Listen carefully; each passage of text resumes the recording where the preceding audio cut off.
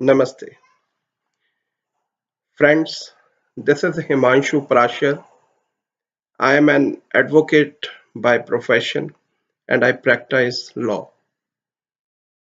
Today, I am going to converse with you on a serious problem which is troubling our society at large. And that problem is with regard to the sale of asset. Friends, in this very connection, I may give you the backdrop of a viewpoint. There is one brave heart amongst us whose name is Lakshmi Agarwal. She herself is a victim of an acid attack, and through her grit and determination, she fought the battle in the law courts, especially in the Supreme Court of Bharat, and extracted certain benefits for the victims of the acid attack. One such benefit was in connection with the matter, which was quite serious, and you people will be astonished to know that before the rendition of the law on that very point, that is up till 2014, there was no regulation for the sale of assets. Yes, assets.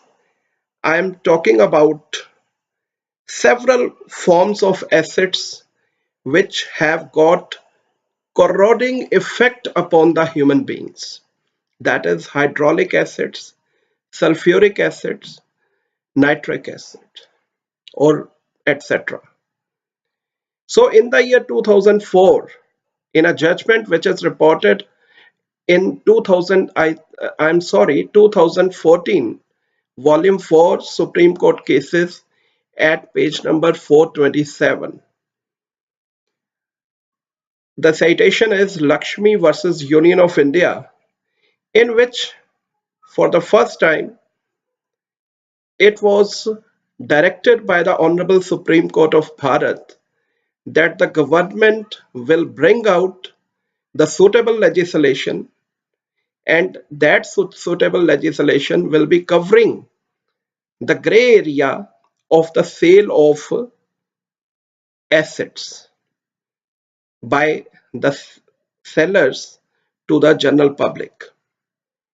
And apart from that very thing, those very judgments, those are the orders, series of orders passed by the Honorable Supreme Court of India, commencing from the year 2014, and upon whole lot of gamut of for example, victim compensation board, etc., etc. Whole lot of things have been commented upon. Directions have been issued. Some have been complied with. Some are still waiting compliance. But in this very connection, the Honorable Supreme Court had stated at that very point of time that till such like suitable legislative measures are being adopted by the different state governments or the central government, up till then it itself prescribed certain directions. What those directions were? That the seller, before selling any form of asset, will obtain photo identity card, copy of the photo identity card from the prospective buyer beforehand, and will also record the purpose or reason of purchase of that very asset. And apart from that, it was directed that the seller will be maintaining a stock register, and the stock will be declared by the seller every 15 days to the subdivisional magistrate of the area in whose jurisdiction that very seller is carrying on his business operations. And the Supreme Court of Bharat did not stop here. It further empowered the SDMs concerned to look into that very aspect, and if any type of stock is detected by the SDM concerned on the premises being inspected by the concerned SDM, and which is an undeclared stock, then apart from confiscating that very stock, the SDM is empowered to impose a fine of rupees 50,000 upon such like seller. And besides that, if some seller is not at all maintaining any sort of record of the buyers, or as stated, is not obtaining the copy of the photo identity card, and is not at all uh, recording the address proof, the purpose or reason of purchasing of that very asset, then the SDM in that case will be empowered to impose a further fine of rupees 50,000 upon such like seller. And besides that, you and I, we all know that the assets are being also used in scientific research organizations, in educational institutions, in other institutions also. Therefore, the Honorable Supreme Court of Bharat further incorporated the directions that such like institutes of higher learning or scientific research institutes will be maintaining the register of purchase and register of usage of such like assets. And it will also nominate a person who will be in charge and responsible for possessing and safekeeping of the asset which has been received for the purposes of usage in that very particular institution. And that very amount of asset will be kept and maintained in the possession of that very particular person, and that very particular person will be responsible for its supervision. That person will be looking after and inspecting the stock at regular intervals, and will ensure that the persons who are leaving, or the students who are leaving, or the persons who were handling that very asset during the course of their duties while leaving that very institution, is or are not taking away any portion out of that very stock which is being kept in that very institution for a particular usage. And for that very matter, once again, powers have been conferred upon the SDM concerned to look into if any anomaly exists, and to impose appropriate punishment in case of violation. So, in this very connection, as it was noticed that there was a Poisons Act of 1919, which is applicable in India, therefore, the Union of India declared the assets to be treated as a poison under the Poisons Act of 1919, and various state governments, accordingly, on the directions being issued by the Honorable Supreme Court of India, had drafted the rules, or framed the rules under the Poisons Act 1919 to deal with the sale of the assets. In this very connection, the roles of the states of Maharashtra, Karnataka, Kerala, Haryana, Punjab, Madhya Pradesh, Sikkim, Arunachal Pradesh, Meghalaya, Tamil Nadu, etc., is commendable because they have at least framed those very rules. But in spite of framing of those very rules, it has been noticed that the asset is available in the market and that too at a throwaway price, and those very directions have not brought the desired result, as is being noticed in one of the series of directions which the Honorable Supreme Court in this very connection had issued, that in the year 2014 itself, as per the government statistics, there were 282 instances of acid attacks in the states and 27 cases of acid attack in the Union Territory of Delhi alone. So the problem is quite serious and is required to be given due consideration, which is required at the end of us all. So in this very connection, I may bring to the notice of you all that acids are being used in different combination of liquids which are even being used in our day-to-day affair or day-to-day affairs of daily life. For example, here I would like to discuss that corrosive substances of concern which are responsible for sales to the households include the products that contain sulfuric acid, such as drain cleaners or unblockers, which are usually used in almost all the households. Then there are products that contain sodium hydroxide, which has the concentration of 12% or over for drain cleaners or unblockers. Then there are products that contain sodium hydroxide, in which concentration is 12% and over for such as paint strippers. And as you know, that in India, we usually whitewash our houses just before the festival seasons. So it means such type of paint strippers are usually used in every household, if not in almost all the households.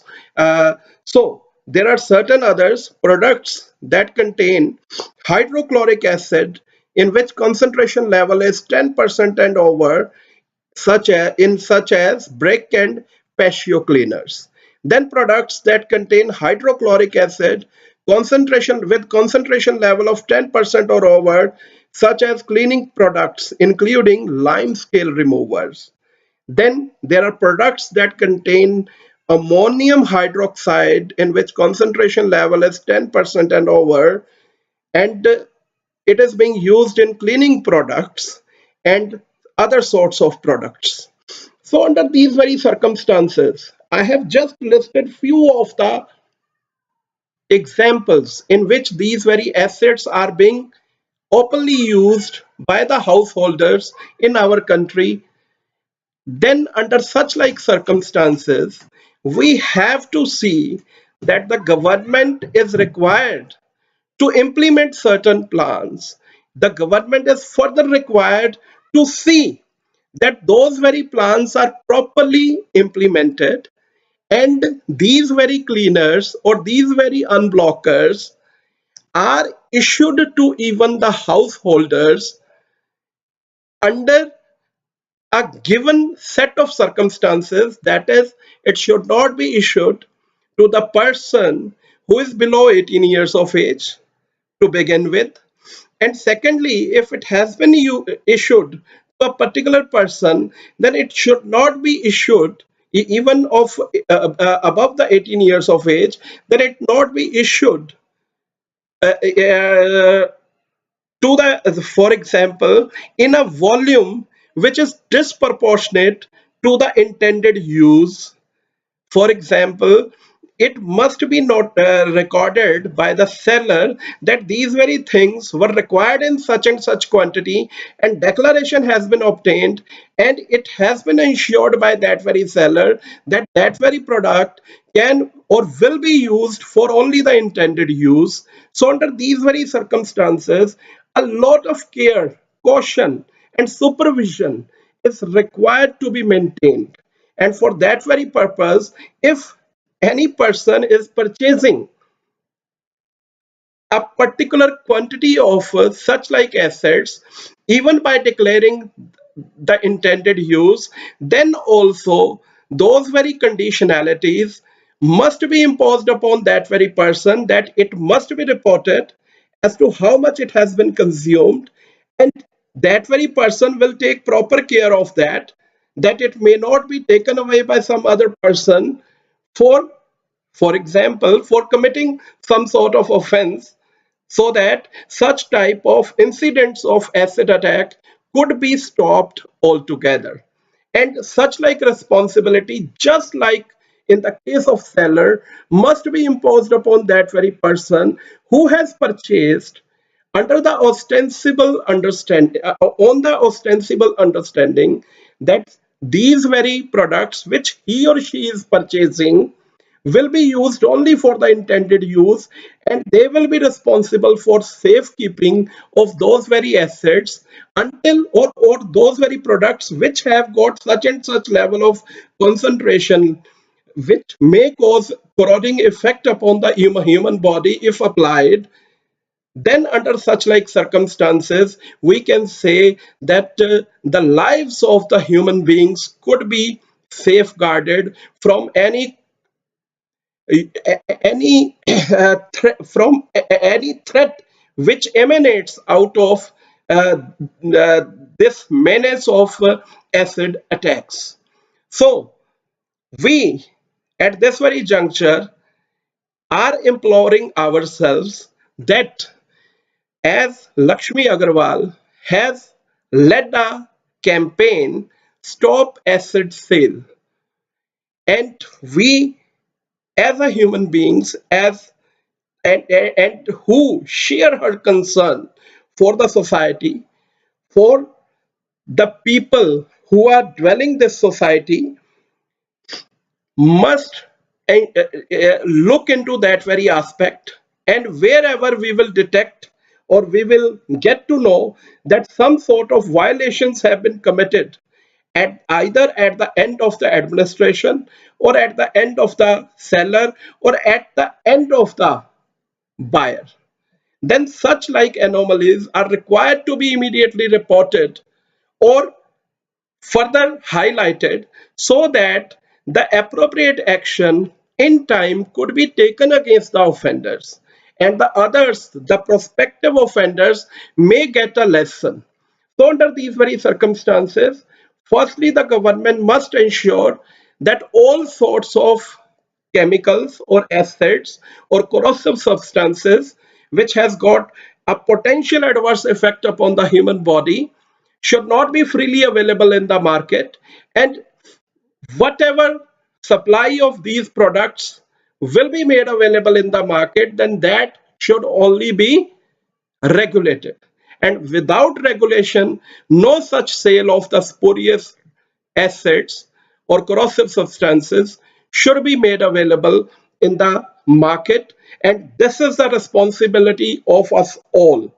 And here I must say that today we must take pledge that this very cause which has been espoused by Ms. Lakshmi Agarwal should not only be strengthened by us all, because it is to safeguard the human survival as a whole, because the horror of the acid attack are quite grave.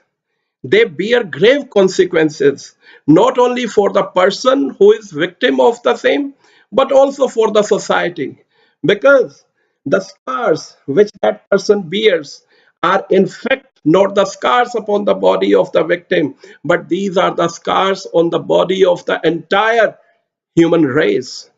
These are the scars on the body of the entire society, upon the national conscience.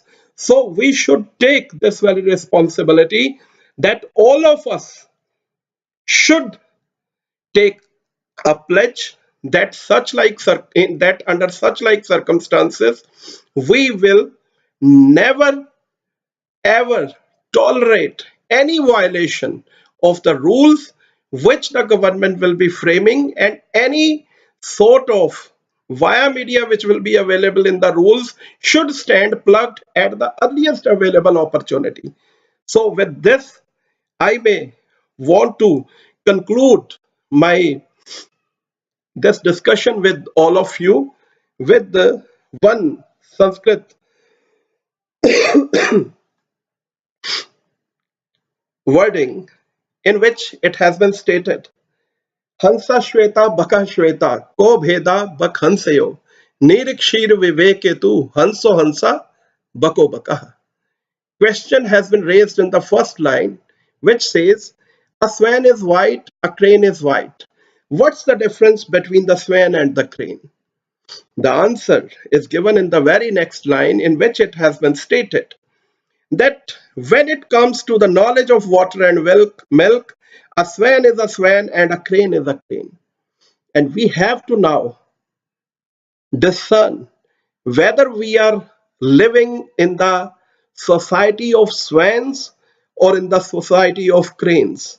If we will be able to safeguard our human race from the menace of this acid attack, then we will be able to proudly declare that we are living in the society of swans and not in the society of cranes.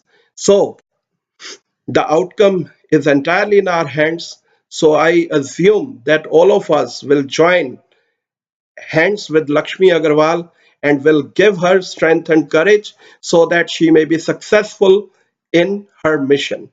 Thank you very much. Namaste.